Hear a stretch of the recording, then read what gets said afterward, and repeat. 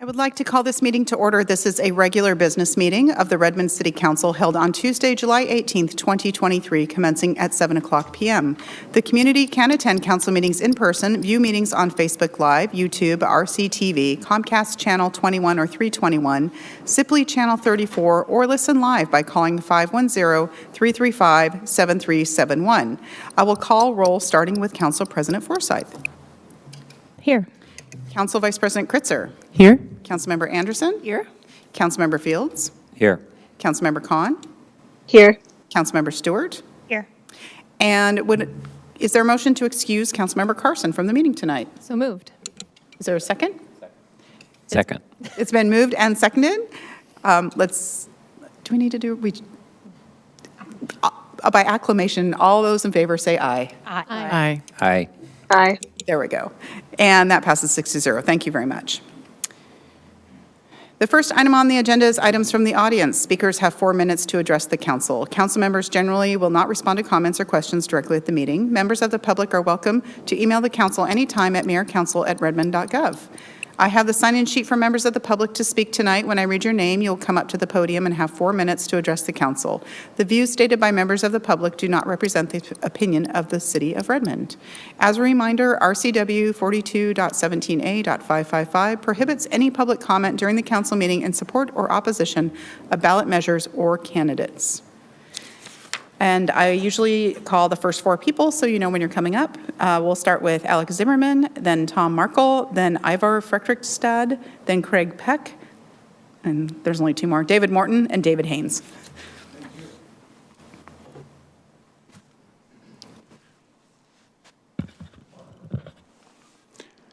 Dear Kyle, my old friend, I come and speak in this chamber for many years. Situation right now, what as we have so unique, is this exactly what as I explained to you. I will explain to you before I will be dead.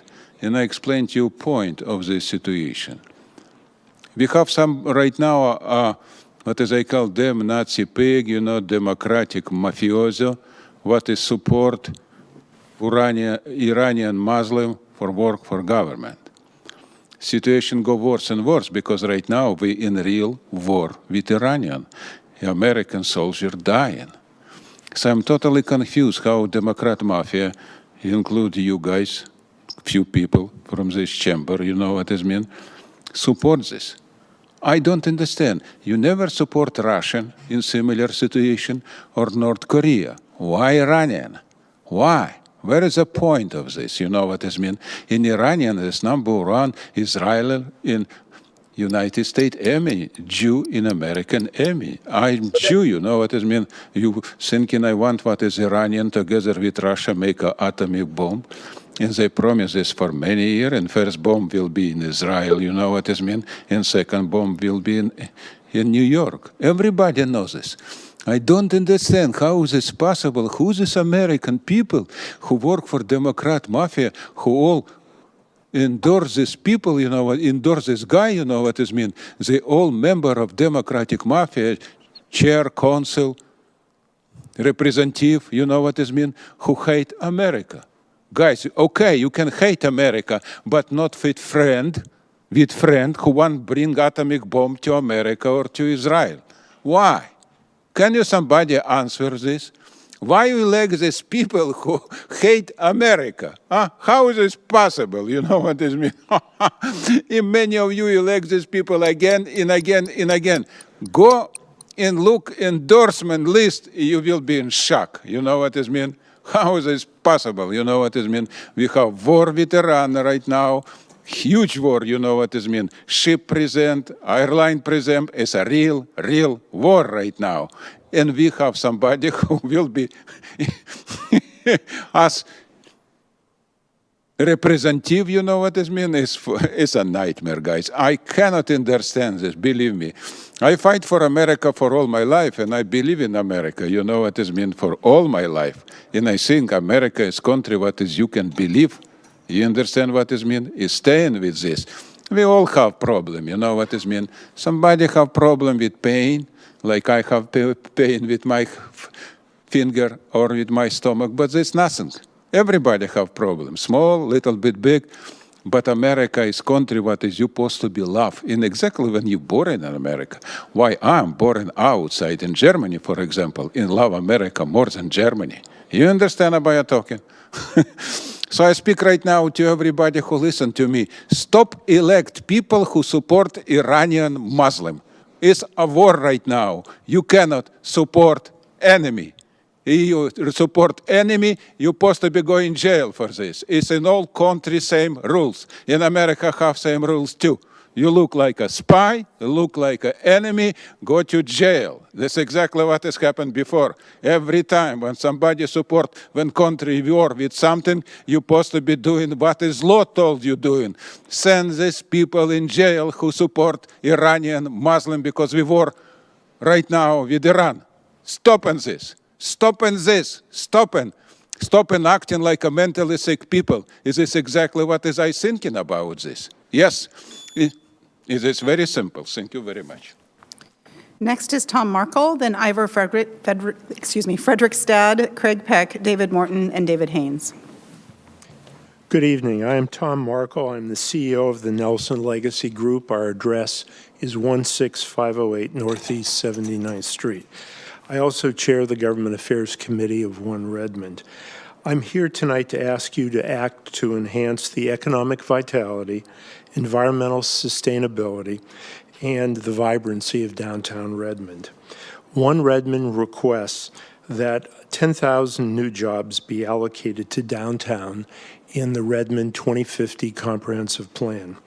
The new preferred alternative, which you will see tonight, places only 5,940, or 18% of new jobs downtown, while at the same time, Overlake receives over 15,000 new jobs, and even elsewhere does better than downtown, with over 7,000 new jobs.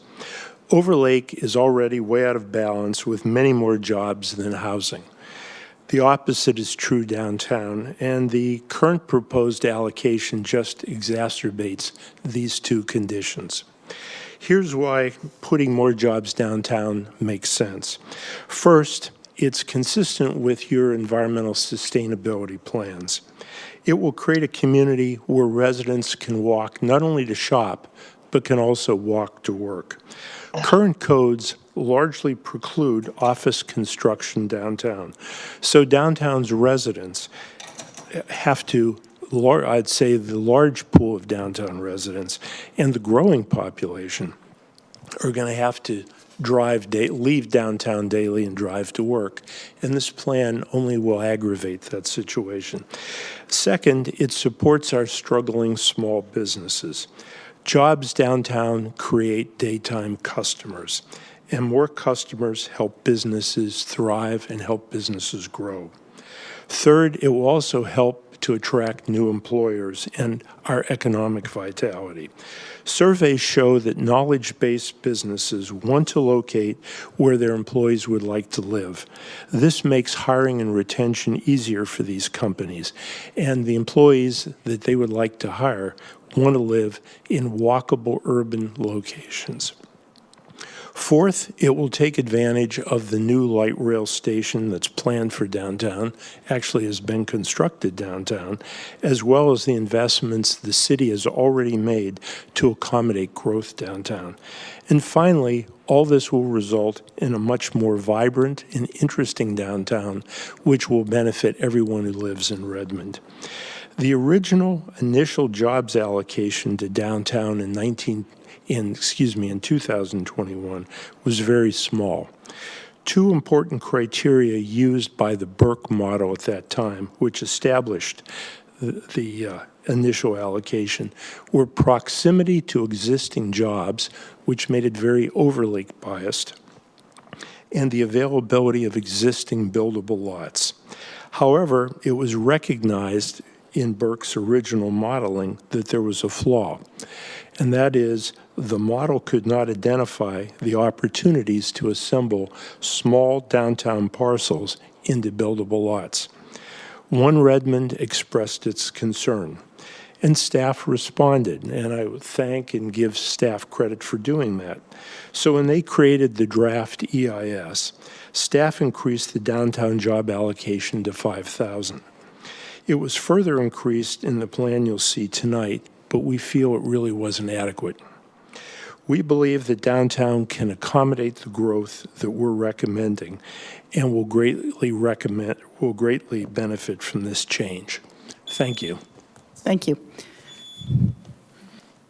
Next, we have Ivor Fredrikstad, then Craig Peck, then David Morton, and then David Haynes.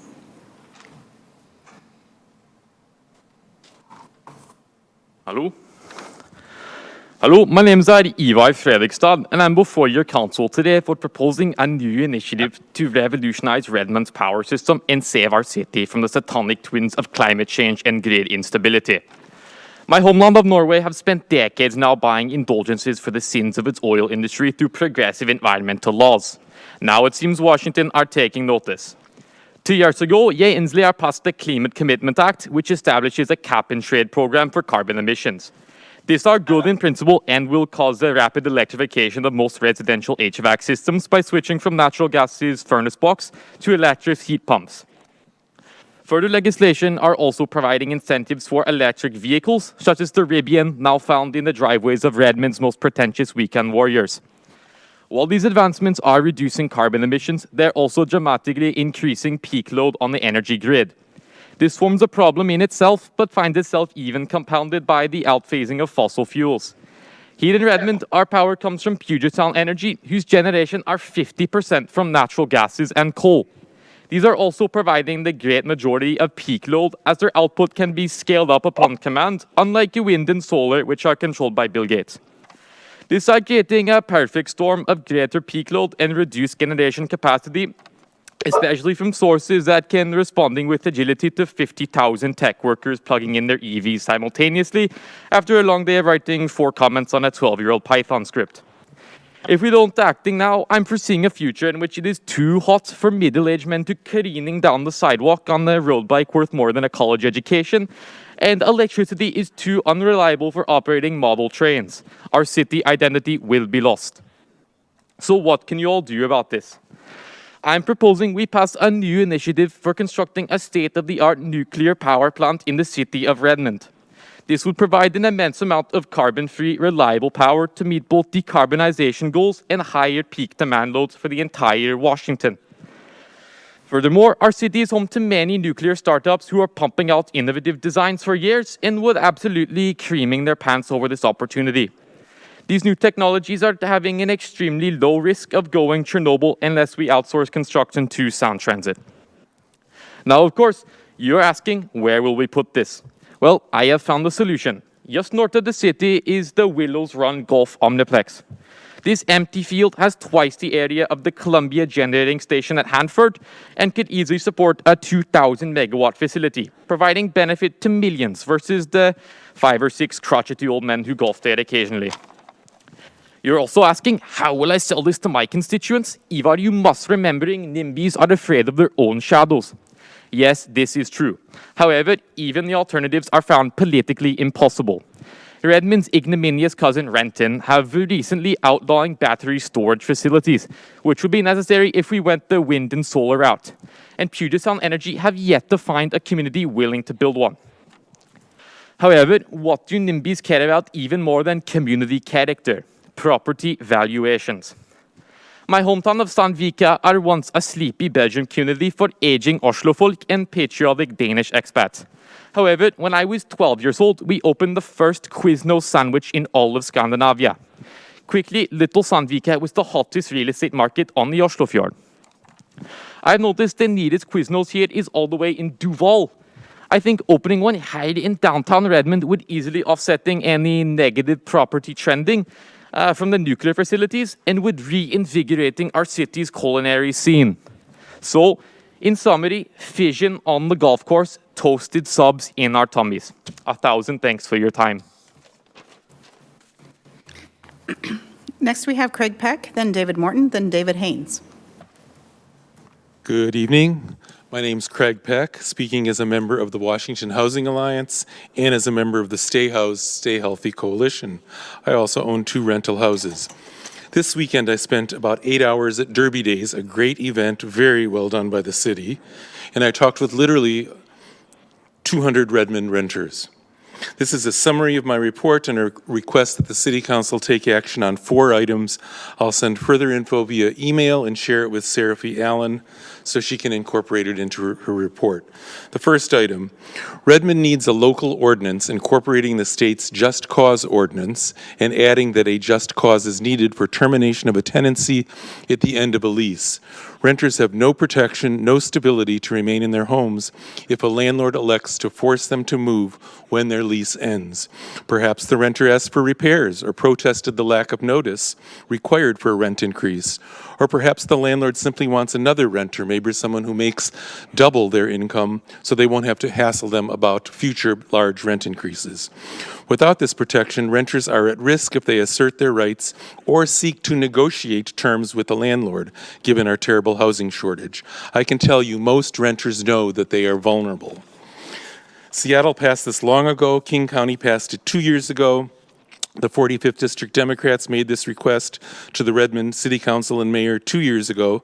The cities of Kenmore, Federal Way, and Auburn have passed it. It's long time for Redmond to take action. Renters deserve stability. Second item, Redmond needs to fine-tune the notice requirements so renters who get large rent increases can actually move. From talking with renters, nearly all understand that the longer notice requirements for large increases are extremely difficult to use if they need to move. When you get a big rent increase, it's nearly impossible to line up a move to a new place without paying rent on 2 places or just staying and paying whatever's demanded. The word people used repeatedly is trapped. I spoke to several people who did pay rent to 2 landlords, but few can afford that. Landlords know renters are so trapped that some of the big apartment buildings routinely require higher rents from existing renters than new potential renters. Burien has a law permitting renters to terminate their tenancy and move when they get a rent increase over 3%, paying pro rata rent, no penalty. It's the best starting point for Redmond. Third item, there are several clarifications of the existing notice requirements, essentially weaknesses in the language that some landlords, including some of the largest, are using to circumvent the law. I will send them to you and to Seraphy in writing.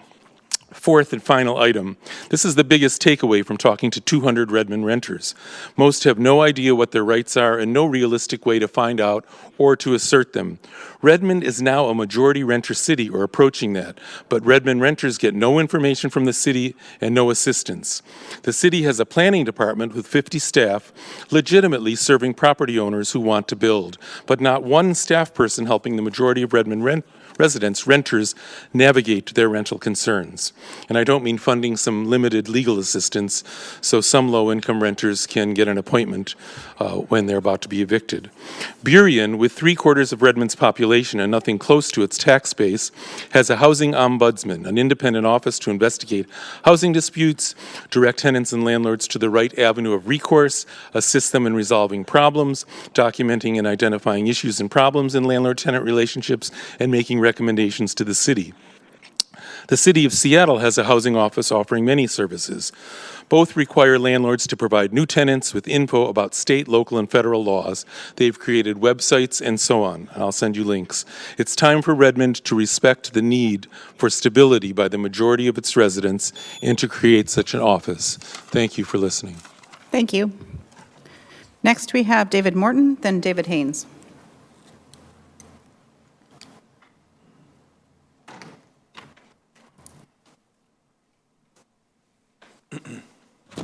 Good evening. I'm David Morton. The Redmond Climate Action Challenge makes it easy and fun to reduce your environmental impact. By taking the Redmond Climate Action Challenge on October 4th, 2021, my wife Gail and I have reduced our annual greenhouse gas emissions by 4.8 metric tons. We selected the actions specific to our journey, tracked our progress, and watched our carbon footprint decline as we made changes at home. Here are some actions we've taken. First, reducing air travel by 9,000 miles per year saves us 7,200 pounds of carbon dioxide equivalents per year. We mostly stay local, but in 2021, Gail made a round trip to Portland in her 2018 Hyundai Ioniq Hybrid, and I made 2 round trips to Renton in my 1990 Geo Metro XFI. Zoom and Microsoft Teams make it unnecessary to do a lot of flying and driving. Second, Nature has replaced 3,000 square feet of our lawn with drought-tolerant plants like buttercups, dandelions, clover, and blackberry. Although they are non-native and invasive, they require zero watering, minimal mowing with a manual reel mower, and provide nectar and pollen for bees. This saves 42,600 gallons of water a year and earns 4,260 sustainability points. The 40,000 square feet of forest that we have been allowing to grow on our property since 1994 has removed more carbon dioxide from the atmosphere than our cars have released into it. Third, by adopting smart driving habits, we save 110 gallons of gas and 2,960 pounds of CO2 equivalents a year. Avoiding heavy acceleration, coasting when possible, light braking, and driving the speed limit help a lot. I turn off my car when stopped at traffic lights. Gale's hybrid does that automatically. My car has no gas-guzzling air conditioner, and I regularly service our cars and keep their tires properly inflated. Fourth, by simply turning stuff off when not in use, we save 520 kilowatt hours of electricity and 450 pounds of CO2 equivalents per year. I mentioned that I drive a 1990 Geo Metro XFI. Some people believe that such an old auto car can't possibly be a climate-friendly mode of transportation. It gets 49 miles per gallon of gasoline. It's also important to consider a person's vehicle miles traveled, or VMT. I drive my car, on average, between 3.5 and 6 miles per day. The 6-mile round trip I make to Redmond City Hall to read these sustainability messages uses less than 2 cups of gasoline. If I were to drive an electric vehicle that is charged up on PSE's electric grid, I would want to take into account that 63% of the electricity on PSE's grid is generated by burning coal, natural gas, and other greenhouse gas-emitting fuels, according to the Department of Commerce's latest utility fuel mix summary. In conclusion, the Redmond Climate Action Challenge educates people on ways to reduce their greenhouse gas emissions, reduce vehicle miles traveled, and how plants help to reduce the amount of CO2 in the atmosphere of the Earth. Thank you. Thank you. Next, we have David Haynes.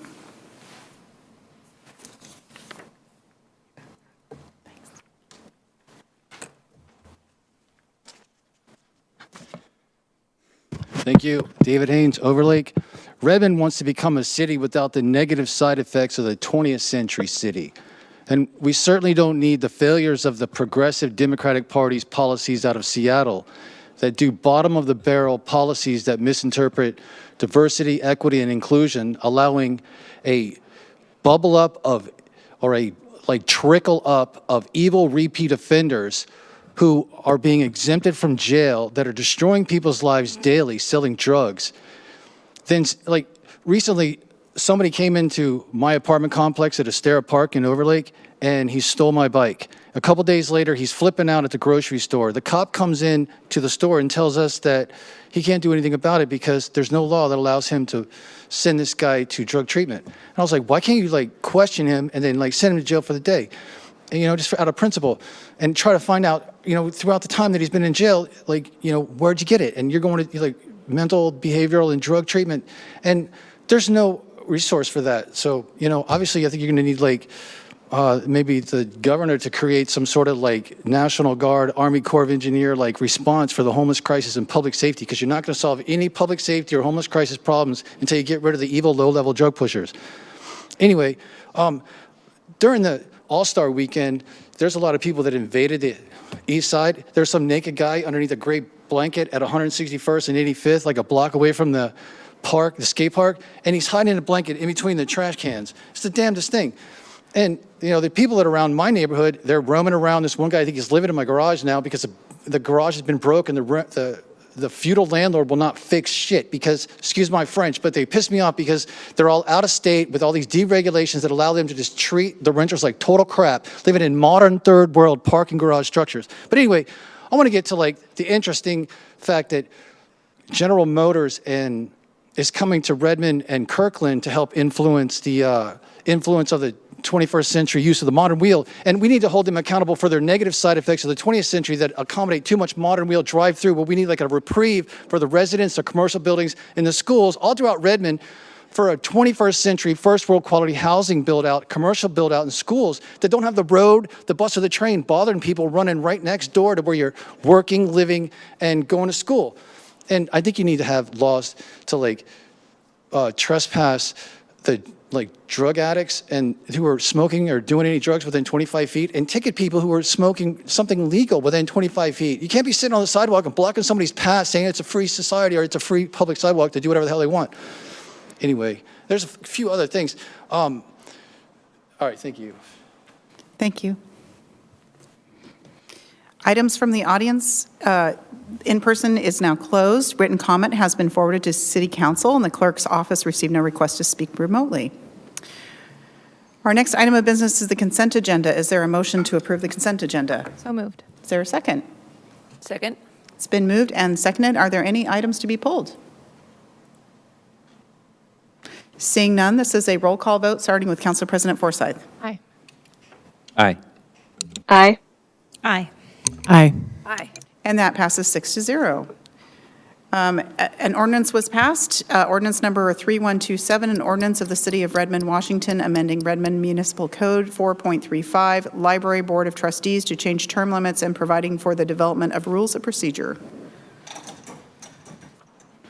Our next item of business is a staff report for the Redmond 2050 Preferred Growth Alternative. Jeff Churchill, Long Range Planning Manager, will introduce this item.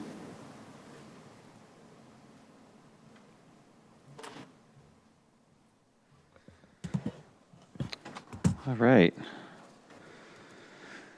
Good evening, Mayor and council members. Let me get to the beginning of the notes here. Tonight, Becky Fry and I are here to brief you on the Redmond 2050 Preferred Alternative. I will kick off the briefing with a recap of how we got here, including an overview of community engagement opportunities. Then Becky will walk through the preferred alternative itself and describe next steps.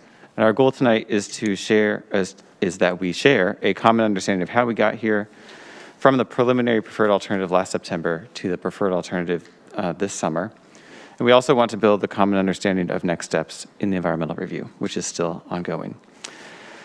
But before we get into that, I want to take a moment to talk about what a preferred alternative is, since you can hear that about 100 times during the presentation, under the State Environmental Policy Act, or SEPA. And doing that requires taking another step back and discussing the role of SEPA in plan updates. Environmental review conducted under SEPA is for the purpose of disclosure, and I think you've heard us say that at past meetings. Documents, small ones like SEPA checklists or large ones like environmental impact statements, exist to provide information to the community and to decision makers like yourselves about the likely impacts of an action, whether that action is constructing a building or updating a plan. In an EIS, SEPA requires that there be multiple alternatives studied. A preferred alternative is an optional designation under SEPA, and by designating a preferred alternative, reviewers are made aware, and reviewers really can be anybody, of which alternative the lead agency, which in SEPA parlance in this case means the city, feels is best or appears most likely to be approved. So with that as background, let's get into it.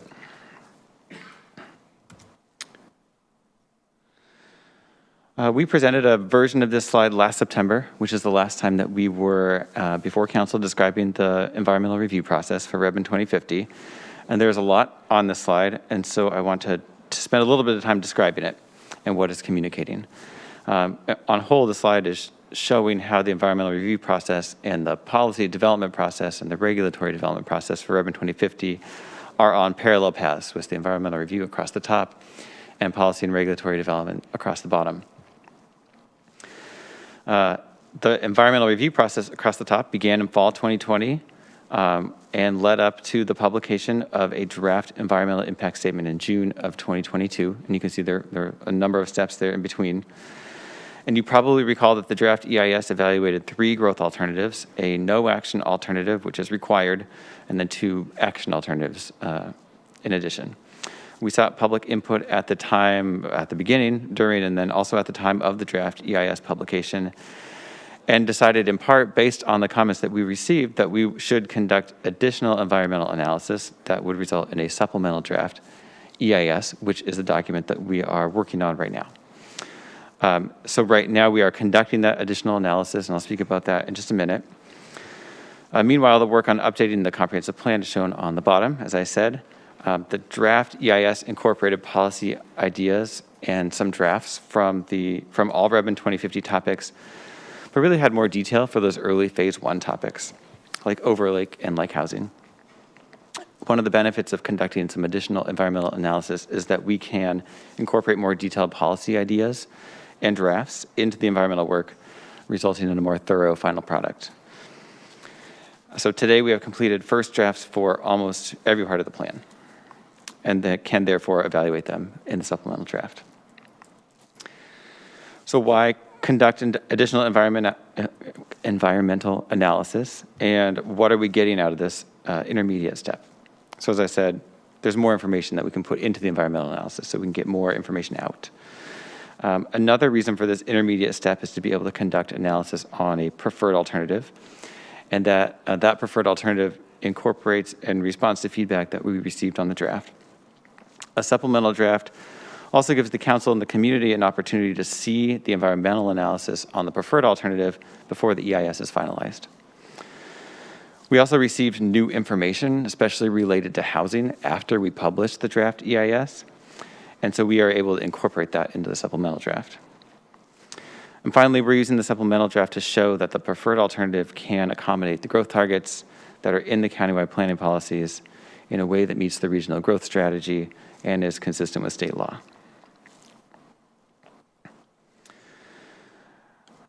So I'm going to take us again back to September 2022, when we shared probably exactly this slide. And this is in one page, kind of a summation of the preliminary preferred growth alternative that arose out of the draft EIS. And this was our jumping off point for the additional environmental analysis that is now being conducted. And so Becky is going to take you through the process of developing the preferred alternative with this as the starting point. And I will turn it over to Becky.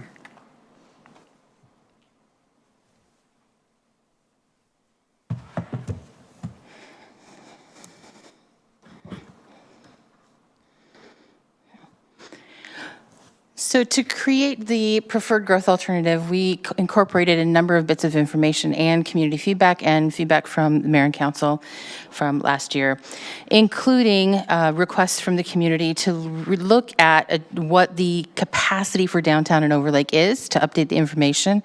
And we have done that. We spent several months actually looking almost parcel by parcel and also project by project of everything that's come in the last several years to make sure that the assumptions were up to date instead of using the preliminary information that was at that time a couple of years old. We received a request to incorporate more jobs into downtown, and we folded that into our work. And we did get a lot of support for keeping centers as much as possible, but there was also support for corridors. And so we approached the preferred alternative with trying to keep everything in centers first and then distributing after that based on the other decisions and criteria that needed to be happen. So starting with as much growth in the centers and then letting the other decisions that had to be made spread out along the corridors. And then the mayor and council also requested last year that we take a look at a way to provide a buffer. So not just targeting so closely into what we have been assigned to accommodate, that the choices of where to grow and how to grow and what that would look like would be very limited to that. It's a very specific plan, but to add up that little bit of buffer to allow flexibility for growth.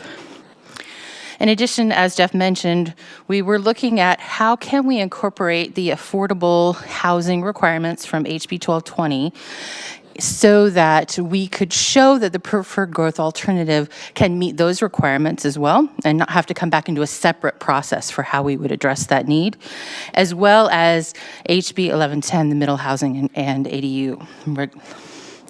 So all of that ended up with a series of decisions that, again, things we studied, options we studied, trying to pick ones that made the best sense, that fit the centers and corridors approach, trying to keep within that target, make sure that we do show that we can meet the minimum amount of growth that we've been assigned to this time and provide that little bit of buffer. So where we ended up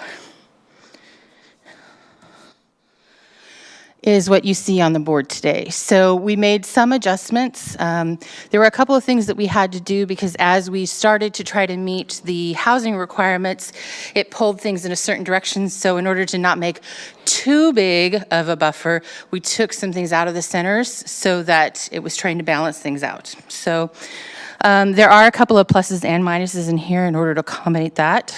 But as you can see, we still struck pretty closely to the idea that Overlake will accommodate more growth, in part because of the environmental considerations for downtown and Marymore were a little bit greater than what we see for the environmental considerations for Overlake. So there's more capacity for there with less environmental impacts. However, we did assign growth to downtown. There is some growth in Marymore. And we looked at and we kept in the idea of the Southeast Redmond Job Center, the Industrial Growth Center. As you can see here, though, there is the elsewhere category. That is the corridors. So as we look at spreading along the corridors, that ended up in the elsewhere category. So you'll see here that the total growth is approximately 30,000 housing units and 32.5 for jobs. That is above the minimum required for this periodic review growth cycle.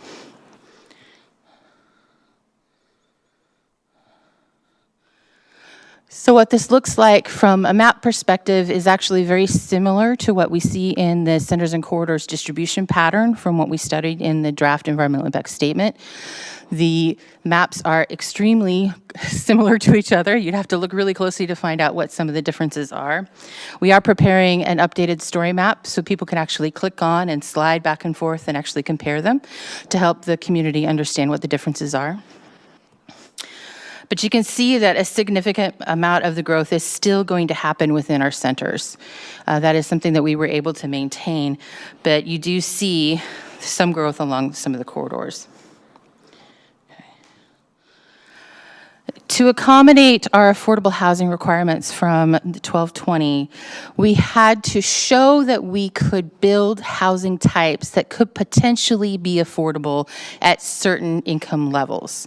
So not that we build it or that we actually say this number of units will happen, but the housing types that could potentially be affordable at those different spectrums can be accommodated within our pattern of growth and our zoning. And so what that meant for Redmond is we looked at and utilized their high-cost community examples and used the housing types from that example that Commerce provided because that was the most similar to the Redmond's conditions today. What that meant is that we needed to find a way to accommodate multifamily housing, particularly some more garden-style apartments, but just generally not the high towers, not really focusing on tall growth. And what the Commerce's guidance was anything 8 stories and above, they considered that high tower is just not going to be affordable at any income level other than the highest income levels. So we needed to look at housing types that were a little bit lower than that, and where could we put them in our community in a way that doesn't hinder what we're trying to do in our centers. So these are the options that after a number of different options were studied, we made it into the preferred alternative. So the regional retail zoning district is where our big box zoning is. That we are proposing in the preferred alternative to go to mixed use. That was a very easy give. There's no displacement of housing in order to accommodate that. And the potential from infill from there was actually pretty great. We're also pairing that with a number of policy updates to take advantage of infill for additional green infrastructure, tree canopy, et cetera. So we're taking advantage of that as an opportunity. That was actually our biggest opportunity of what we studied. There's a couple of other things that we're doing too. One is consolidating our multifamily zoning into one zoning district. So all of our R12, 18, 20 would go up to the equivalent of R30. This does not expand where that use would occur, but anything that is currently zoned for multifamily could then potentially redevelop with more units on that exact same site. It was, again, a minimal impact to our community from a construction standpoint, although that does have displacement risks, so we wanted to acknowledge that as well. The other piece that came into it is trying to keep mixed use and lower multifamily options really close to our centers. We studied a number of different options, and what is in the preferred alternative is taking Education Hill south of 88th Street and rezoning that to multifamily. Because that is a lot of really small parcels, the assumptions that we made in that is that a portion of that would then redevelop at very small, maybe a 12-unit complex. Just little bits and times, it would be an incremental infill over time. So this shows what our housing targets of the different income level would be and how the preferred alternative meets that capacity. It's very close. We had to make a number of micro adjustments to make these numbers work, but we are showing that the housing unit types that could potentially be at each of these income levels, we are meeting that requirement. So for the next steps, we are currently modeling this. The preferred alternative is going through another series of models for transportation, and we're working with our sewer modeling, et cetera, taking a look at all of those impacts. Again, the same thing we did with all of the alternatives. We're reevaluating that for the preferred alternative. We are targeting a print date for that supplemental DEIS for September and a final EIS for November. The other thing that we need to do then also is to take a look at our zoning capacity and actually take a look at each of our zoning districts and say, what do we need to do from a fine-tuning standpoint so that what we have assigned to those areas, the zoning district underlying them, actually has the capacity. So you'll see and you'll get information from staff about what those changes will look like and what that means from a zoning perspective. But there are going to be a number of zoning-related changes that you'll see as a result of this preferred alternative. And then, of course, we're folding the preferred alternative into the policy, the plan updates, and the code and programmatic updates so that we can implement this. Again, this is for this periodic cycle. It's this point in time. We did take in a number of different factors, but we'd be happy to answer any other questions because we know this is a rather complicated process. Thank you so much. Are there any questions from council members? Councilmember Anderson. This is a quick question on the slide with the number of units on it. I just wanted to understand if the correct way to understand this is that many units by 2050. And then does that also include existing units today? This would be new. It's related to the growth targets. Perfect. What Commerce did is they took the targets and they said, of all of the units that have been assigned to your community, make sure that this many units are available in this income level by housing unit type. Again, we can't guarantee a particular unit at an affordability level, but we can say that the different housing types that tend to be at different income levels, we can make sure that we're zoned in such a way that we can accommodate those housing types to meet these numbers. That's a lot. Thanks. Any other questions for staff? Council Vice President? One question on timeline. You mentioned about looking at the zoning changes that would correspond to these, and I know we have the two different phases. Can you speak to what will be included within phase 1 versus 2? Phase 1 is only going to include the overlay changes. So the things that we'll see move forward and we're going to bring to you for phase 1 is just overlay. Everything else is going to go with the land use element update for next year. Great, thank you. And just one question, really appreciated the explanation of how you all updated the model and what considerations went in there. Obviously, we had some public comment tonight about the downtown, and I appreciated it. I think I had asked some questions about it at the last time and that you responded to all of our comments on it.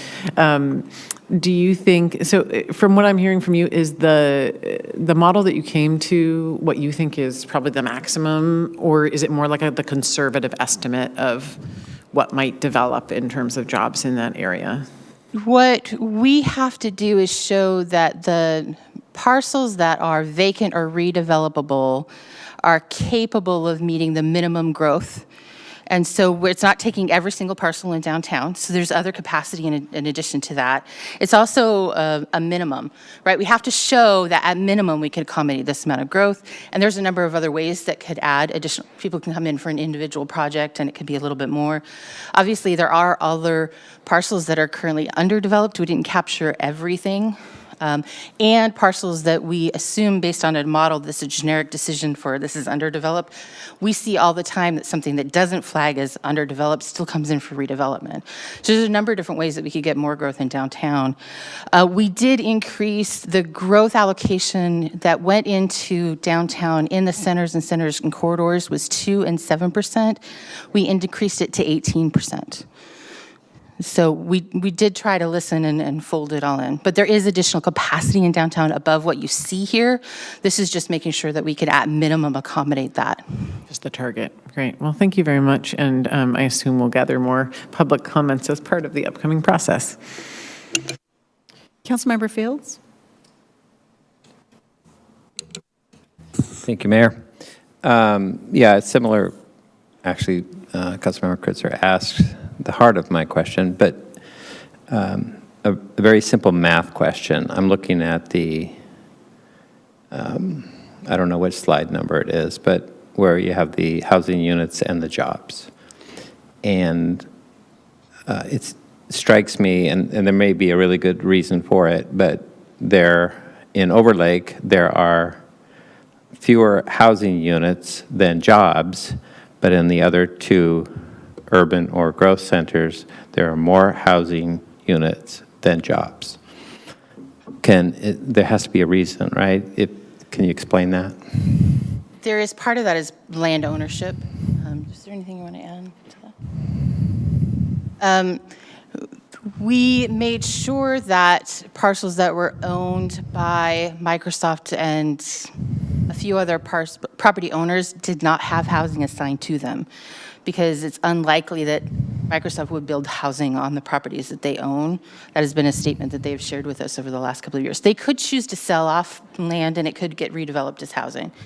But in order to make sure that we meet our minimum growth requirements, we couldn't depend on a change happening there, if that makes sense. I don't know, it may make sense. I'll have to learn more about it. So, but in response to testimony that we heard earlier tonight from the One Redmond chair, are we constrained in downtown urban center to not have more of equivalency between housing units and jobs? I mean, obviously we want people to live where they work, and this math tells me that we're not meeting that goal as well as perhaps we could. I think a variation on what Becky said, but similar, is that some of what you see in the numbers here is a reflection of historical patterns. And so we have to make assumptions about what percentage of a site's going to be housing and what percentage is going to be jobs. And in Overlake, in some ways that's easier because there are large landowners who have made very clear statements about their intentions. In downtown, it's more challenging. There are many landowners, but what we have seen historically is that most new development is housing. And I think you heard tonight that there are those who feel that our zoning is an impediment to building building space that is not housing. And so that's something we'll certainly look at in the update to the downtown regulations. So I think the split between housing and jobs is something you also have to consider somewhat fluid. I mean, you see numbers on the screen, but we're making assumptions that generate those numbers, and the future might not be like the past, but we don't know. And last question, or last follow-up to the question, and I'm done, Mayor. And I appreciate that. I appreciate the complexity of the moving parts and the uncertainties that you're describing. I get, and I know that it's, we do the best we can with our projections. I guess the question I have is, we want to be realistic, but we also want to establish our, as you put it, preferred alternative. So where is that dynamic between being realistic and setting goals that might be achieved given changes in our circumstances in the future? Why would we not, as was suggested, try to have more jobs in downtown given the infrastructure and et cetera, et cetera? That is something that we are handling in a couple of different ways. One of the things, as mentioned before, is just taking a look at the zoning district changes that need to happen. And so what is on the checklist for the downtown zoning districts is to remove those things that have been a barrier to office development, but also to simplify the zoning. So we're consolidating zoning districts all around, and that's going to happen in downtown as well. But also, we have a number of different regulations in downtown that are based on the parcel size that go from you have only a couple of stories if you're this size, but you have unlimited if you're that size. So there's a lot of things in there that make it difficult under today's zoning to calculate what that number would be. But as we go forward and update downtown, we can make sure that all of those barriers to that type of development are removed, because we're basically redesigning the zoning districts for downtown. Got it. And I think that that's really important for council to understand the implications of those things. So thank you. Council President. Thank you. So I spent quite a big chunk of time listening to the Planning Commission meeting this week and going over this document and then pulling up the current zoning map and comparing it to the maps that you included in here. So I have a lot of questions, which I will follow up with an email, because I don't necessarily want to take up all of this time. But I do have 2, maybe 3, that I'd like to ask now. And Councilmember Fields and Councilmember Kritzer's questions led beautifully into mine. How are we pre-planning for if we need to be nimble and adjust for some of those office buildings that, remote work is still sticking around, it's going pretty strong. How are we pre-planning for those buildings to potentially be converted into housing? What kind of work can we do now in this 2050 work to know that, there's not going to be a 2-year window for those to be converted? Is that going to be wrapped into this work? So I would say conversion issues are largely the realm of zoning and building codes. And so you might see glimmers of that in the policies, where you might say that it's our intention to make sure that our zoning can accommodate that. But that's where I would look for that kind of thing. That's where I'd start to look. Okay, so that is definitely being considered in the policy work that we're going to be discussing? We can for sure relay that to the downtown folks that are working on that. The other thing that I would mention on that is part of what we're doing to show a capacity for showing our work for certification is a square footage calculation, right? This number of jobs equals this amount of square footage, right? But we know that the square footage per person is fluctuating and the in or out, and it just goes. But all we need to do in our preferred alternative is just make sure that the math that King County calculated for this amount of jobs, this type of jobs, is this amount of square feet, that in our base zoning, at minimum, we can accommodate that. So we can accommodate the fluctuation, but we have to make sure that we still accommodate the number of jobs. So we'll just have to take a close look at as we redesign the zoning district to make sure that we don't do anything that takes something out of balance and we're all of a sudden not accommodating one of those pieces. Right. So I'm thinking mainly of Overlake and that area too, with the jobs number being so high there. And if the jobs just aren't coming after X amount of years, it may make sense to us as a city and to the developers to recoup money to convert that into housing. So I just want to make sure that flexibility is being considered now in advance of 25 years from now when we may need to make that adjustment. Yeah. And then also on the green building, I was looking through the documentation, and I continue to see the density bonuses for green build, but not for a passive house. And I'm wondering when we can anticipate seeing a density bonus for passive house along the same lines as green build. I'll reach out to Jenny Liebeck and I'll ask her about that piece and how it folds in. It did not get studied in the Overlake incentive package, but that doesn't necessarily mean it wouldn't show up in our Mary Moore downtown incentive package work. And I'm not sure off the top of my head where that fits with the work she's doing, but we'll find out. I'll talk to her. Okay. I think Overlake would be a big opportunity for it, but I appreciate, if you can follow up, that'd be great. And then I will send you an email with the rest of my questions. Thank you. Be happy to respond. Any other questions this evening? Councilmember Stewart? Thank you so much, and congratulations on getting to this point. I think one of the things that you all deserve credit for is not just doing the work, but then being awesome communicators about it and helping us tonight as you said, come to a common understanding about it so that we could be good messengers in the public too. So I have a couple of follow-up questions about the slide number 9, the summary of the HB 1220 adjustments.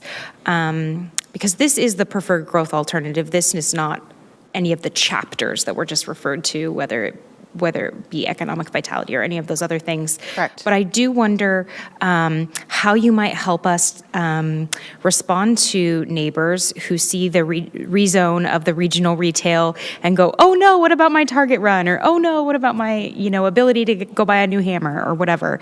How is the planning of this for a priority to convert to housing being absorbed in other parts of our community plan?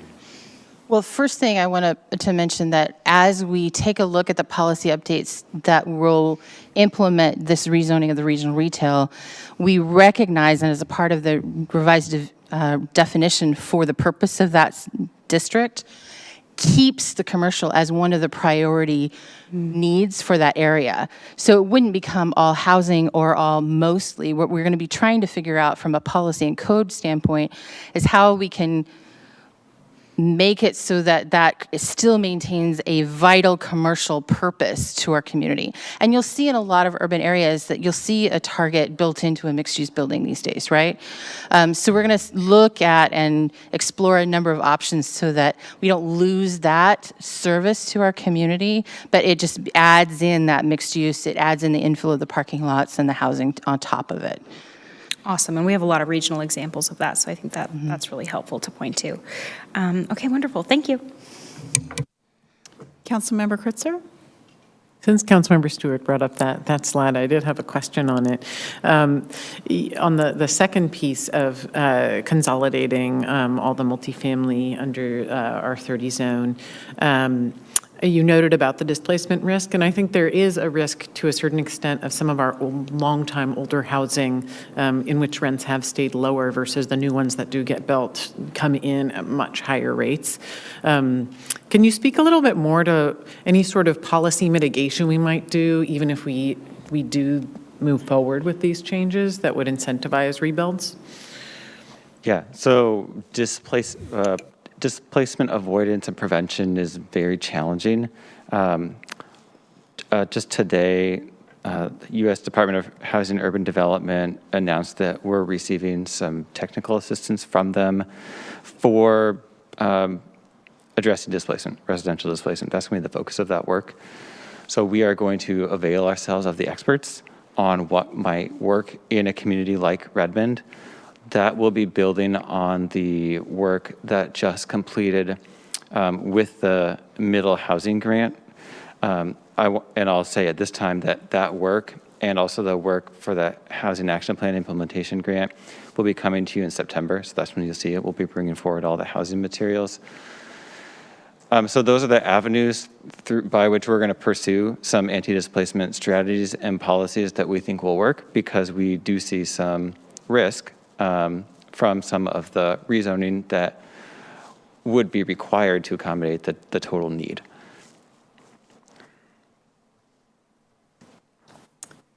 One more question. Council President. Thank you. Just following up on the HB 1220. Are the multifamily zones that we're rezoning to R30 only the ones that are called out on this map, or are they all throughout the city? Because that's what I spent a lot of time comparing. Everything that's zoned for multifamily that is current today is that middle color of blue. We could also consider rezoning to multifamily in other places, but that's not a part of this strategy. This strategy is just taking what's existing today and making it our 30-ish neighborhood multifamily. And so all of that middle blue color, that bright cyan or whatever you want to call it, is where we currently have zoned multifamily. That will be upzoned quote unquote, to an R30 equivalent. But that's not all of our R12 through R30. That is all of our R12 to R18 and R20. Okay. I know if you see something that you think we missed, please let me know. I do. Okay. So that's where my question was lying, and I will follow There up. are apartments that are existing that are not showing as upzoning here because they're currently zoned R30, so there's no change. Right. I'm thinking, yeah, I will follow up with an email, and I have a lot of questions around the HB 1220 impact, so I will follow up. Thanks.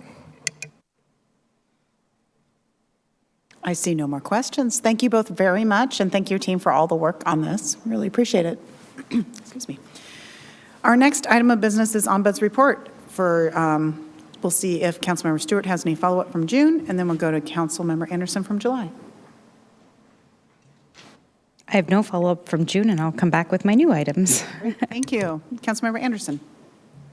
Thank you. This month so far, mid-July, we've received 37 emails regarding support for additional renter protections.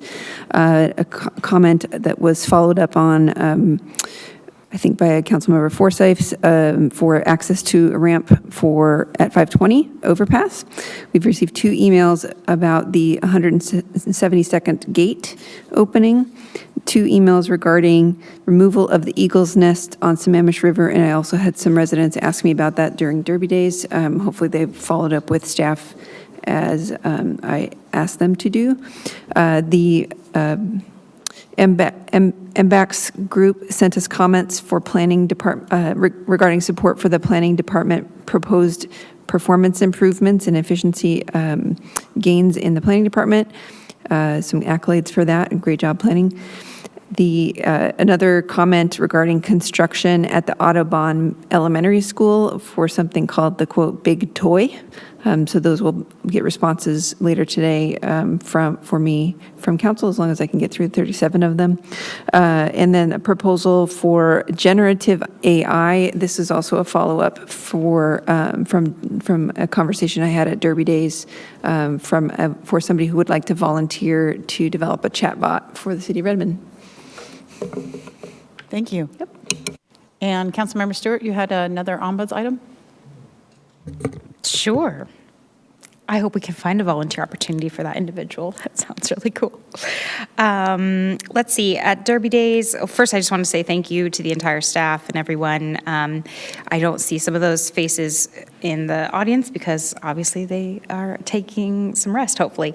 But thank you to Lorene, Amanda, Zach, and the entire team, and then the awesome volunteers, including the drone volunteers. Got to hang out with them for a bit. And then the public safety crews, we know they were out all day until like 11 o'clock at night, and I witnessed some, heat-related responses from the public safety staff, and everybody was just so busy. And then the front porch of City Hall had all of it was like a living room for Redmond 2050, and it was so cool. And obviously the staff and volunteers were there too. So thanks to everybody. A few things from Derby Days.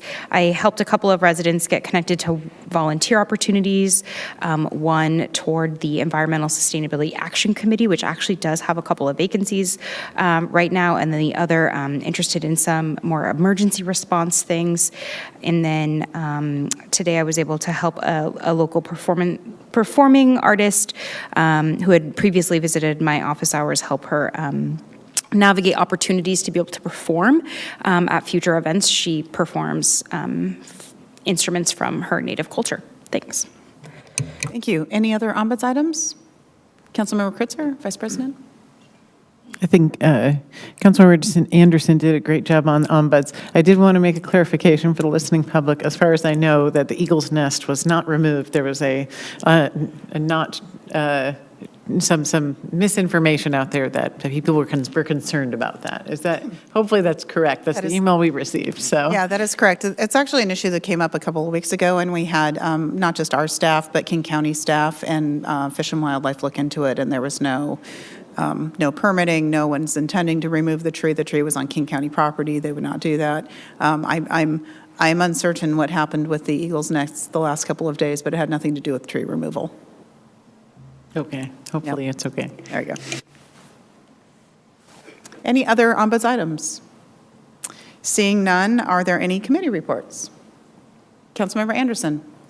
This is actually an item from last month that I forgot to include in my report from June. Actually, June 30th, effective effective at the end of the month, so technically I missed it in the last meeting. Text to 911 is now available across the state of Washington, and that is through the State of Washington Enhanced 911 Committee. I thought that was a really great milestone, and congratulations to the folks who made that happen for telecommunicators. Thank you. Thank you. Any other committee reports? Councilmember Stewart. Thanks. I attended the Eastside Transportation Partnership. We had a conversation with Michelle Allison, the GM of King County Metro. Just following up on the more recent conversation about the service reductions coming for the fall. Obviously, a lot of conversation on that. Service reductions do take months and months to plan before they happen. And so traditionally for Metro, we've seen, a fall and a spring service changes in general. One of the things that she wanted to make really clear for us is that as soon as workforce and supply, meaning of parts for the vehicles, can be more stabilized. So as capacity is created, capacity will be deployed. So that's different than prior service changes, although I would suggest that is highly incremental as we continue to go through the recovery phase. So that's like the big update on that.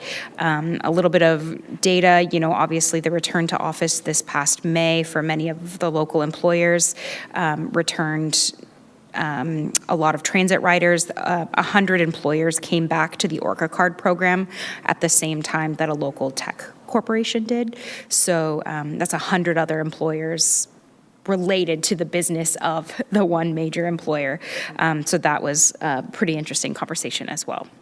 I also attended the Growth Management Planning Board this month, which was a lot of fun. We recommended to the executive board the certification of the countywide planning policies, which of course our council waited on like a year ago, so just speaks to the process a little bit. And then I'm really glad that Jeff mentioned the middle housing grant that Redmond got from Commerce, because we got a presentation from a group of Pierce County cities who got the exact same grant, and we got a report on some of their work and how the data that they were able to collect was able to identify where they did have significant displacement risks, specifically for certain racial groups, and looking at those disparities. So that was really, really great. And then just to continue the conversation on middle housing, we were able to preview a presentation from Cascadia about a middle housing pro forma tool that they developed with a grant from Commerce to help analyze market potential of middle housing. So lots of great opportunity to play around in this tool. It's built in Excel, but you can change the assumptions and things like that. So we're very eager to get our hands on that. And Jeff was able to provide some great questions that might apply to our city. So lots of great stuff as we all head toward comp plan deadlines. Thanks. Thank you. Council President. I attended the SCA Deputy Mayor's Council President meeting and lots of conversation around drone shows. And Des Moines had their 4th of July drone show, and there was a lot of conversation around other cities that would like to do the same thing. They had a lot of questions about cost implications and how to balance everything. So there may be further conversation, and I may coordinate and reach out with staff to potentially do a presentation at a later date around drone shows along with Des Moines and policy and how that worked out for all of us. Additionally, there was a conversation about, which we heard a little bit about tonight from one of our items from the audience guests, about battery storage and energy storage and the concerns that are coming up around that. The city of Covington is dealing with that issue right now, and they're talking about the noise ordinances and all of the issue for the impact that will have on the community. So I will keep you all posted as we learn more about the hot topic of that in Covington. Great, thank you. Any other committee reports? Yes, Council Vice President. I attended the Kokanee ILA Management Committee meeting, and we discussed the upcoming budget for 2024 and what our cost share options would look like. So one of the things that came up is that we had done some projections with the last budget of what we had thought it would be over time, and it looks like it's going to be a little bit higher than was originally projected, partially because we've been doing through that joint project, which happens with all of the cities that are around Lake Sammamish to help support the recovery of the kokanee population, is we were working with Long Live the Kings on a captive broodstock hatchery program, and that was intended to end this past year, but they're going to be extending it in order to try to continue to get some results from there. So one of the things that we discussed was in order to accommodate for that, having a slight adjustment from what we had originally projected in the budget. An interesting thing is that the way that it's calculated, how much each jurisdiction pays in, we actually only pay 4.59% of the total cost. So even though we have an increase proposed, the actual increase to Redmond is only a little over $1,000. So I checked with the staff, and it seemed like that is absorbable in order for us to go to an option that will allow us to keep doing this important program and accommodate things like CPI increases. So just wanted to update the council on that. If anyone has concerns about us going with the option that will allow us to keep doing the robust work on this, let me know. But I felt like given our support for conservation priorities in our city and the relatively small amount that we will pay compared to what we originally budgeted. I thought that it'd be all right for us to be able to move forward on that and gave my support for it. But of course, if anyone has any concerns, feel free to speak up. Otherwise, I'll keep going, and we're going to be actually taking a vote on that at a meeting later this summer. So You said it's how much money? I think it's about $1,400 relative to the budget. So. For comparison, some of the other jurisdictions, it's like a $10,000 increase. So I said, Bellevue or King County is okay. I'm increasing by $10,000 or $15,000. We can probably manage our $1,000 to pitch in, especially because we know that it's really critical. Some in the past 10 years, the amount of returning kokanee have gotten as low as 80 total returning. But we've been able to bring them back in terms of population over time. We did see a dip this last year, but hopefully we'll continue and we will bring them back. Any other committee reports?